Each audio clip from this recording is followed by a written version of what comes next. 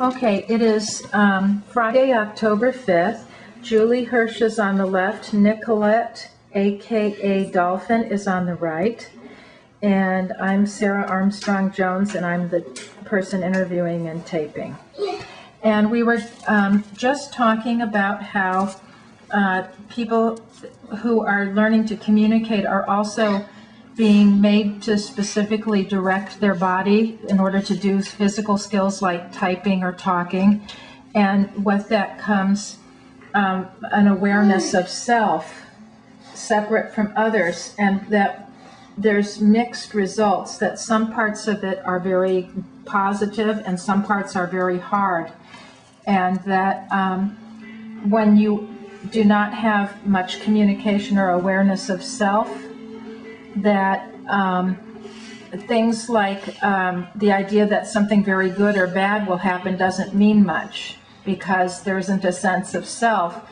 But if, for example, somebody has health problems, what can happen once they start communicating and have more of a sense of self? How do things change? How? Like if Dolphin has her stomach hurting, does she worry about that? No. So what happens when you start to have communication and a distinct sense of your own being? With me and her, not quite so yet. She's still in forgetfulness of that.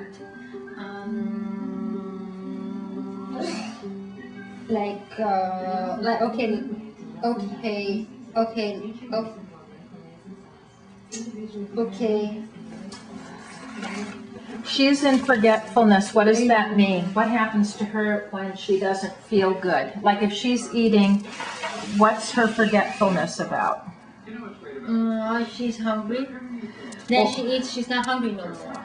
Right, but also if she But she eats, doesn't think about when she's going to eat again. Like, so, see, like if I went through pain and it hurt only when it happened.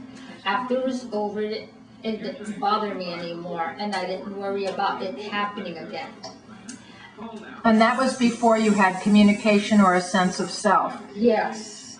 When I was communicating more, all of a sudden, like I didn't know what I knew, and I started realizing, see, that was another thing. So like if you had trouble with your esophagus, with having your esophagus hurt after you ate, before you could communicate, you just dealt with it when it happened, yes? Yeah, if I was hungry, I ate. And then after a while, I just... when you got communication and more awareness of self and your esophagus hurt after eating, how was it different? Were you afraid that it was going to happen again? Or yes. Okay, so describe what it was like before and after having self-awareness. When you were not aware. Time happened. Yes. Time began. And when time began,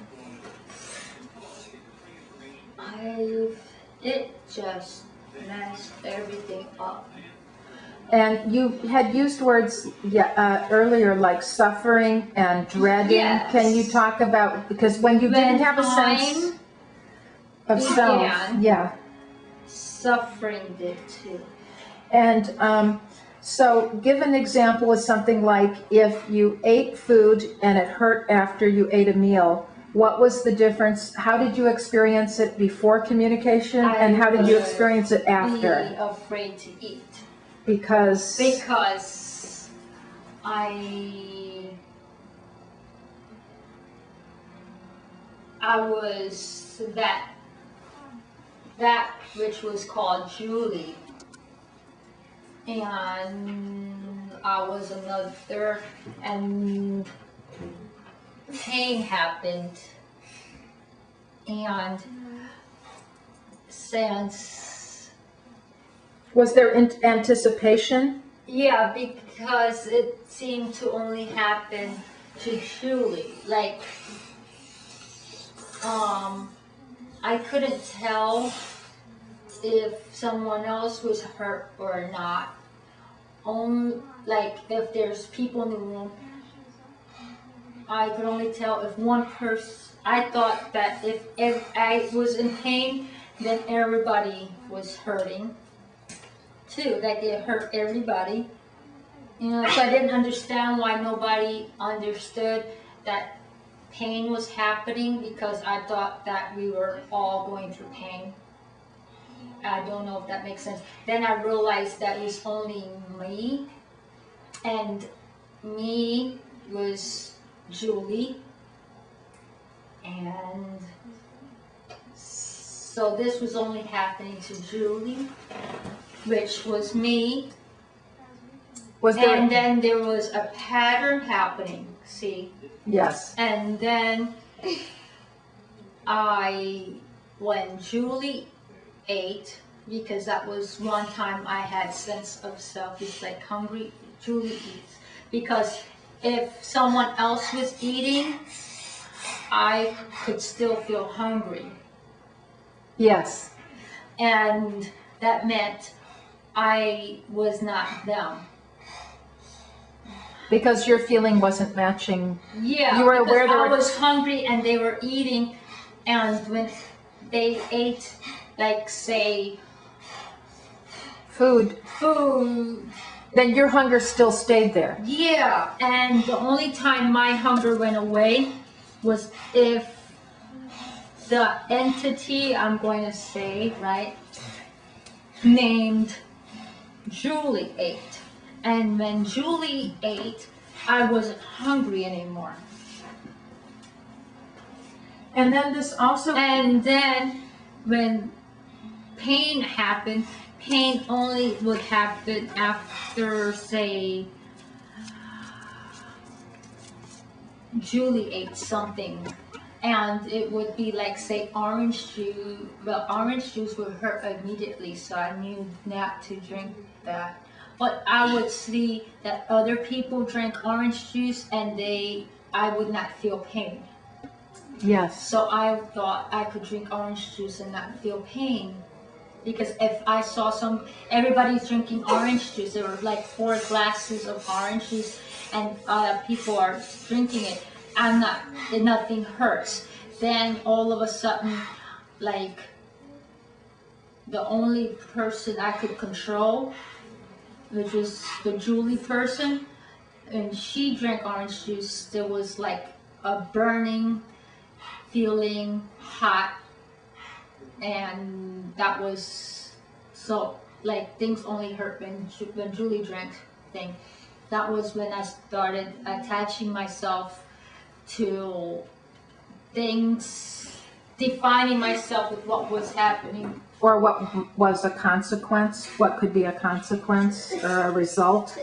Yeah, like everything, like the pattern, everything has a pattern. So, and anything that affected me or was everything that had to do with the Julie entity, not when things happen to the other people. See? Yes. And that's when I started getting more of like an attachment of who that was. Now on the communication, I became less ghost-like. Less invisible. Yeah, because I was only Julie sometimes. You see? Was it like a transition? It was a transition because... From completely invisible to starting to exist. Yes. See? With just like things happening. But even then, I didn't really have an overall attachment, sort of integrating into what that person was, see? And communication, you don't have a break from...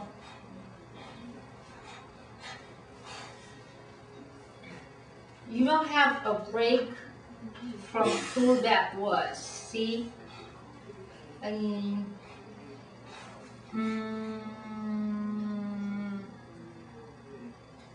It was fun, and sometimes it was not so much fun, I guess, because you had to think like, like they say, are you happy?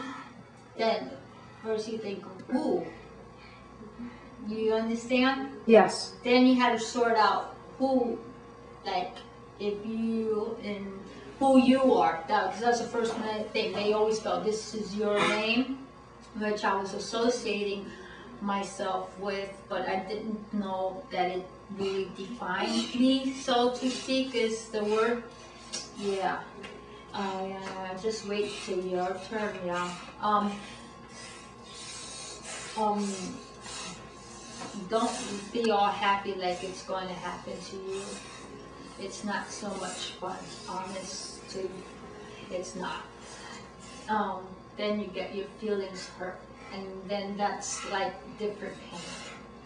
Seriously, don't be so much in a rush to grow up and be like other people. What happened? Yeah, yes.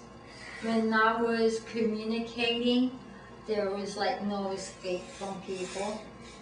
Like, because you could sort of like disappear. Like, you know, when I was chasing cars, I didn't really know I was chasing cars. I was just following the sound. So I was just that movement. I didn't even know it was a car, just a,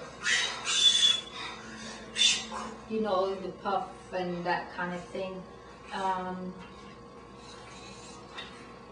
But then you couldn't really disappear.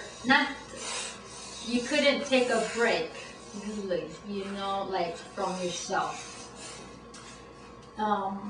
And then you had to almost like, after a while, you realize you just became this person, and even if you want to go back, you can't. If that makes sense. yes, it does. And then all of a sudden, you're not all over the place anymore. You're not like a ghost. You're like stuck in this entity type thing. And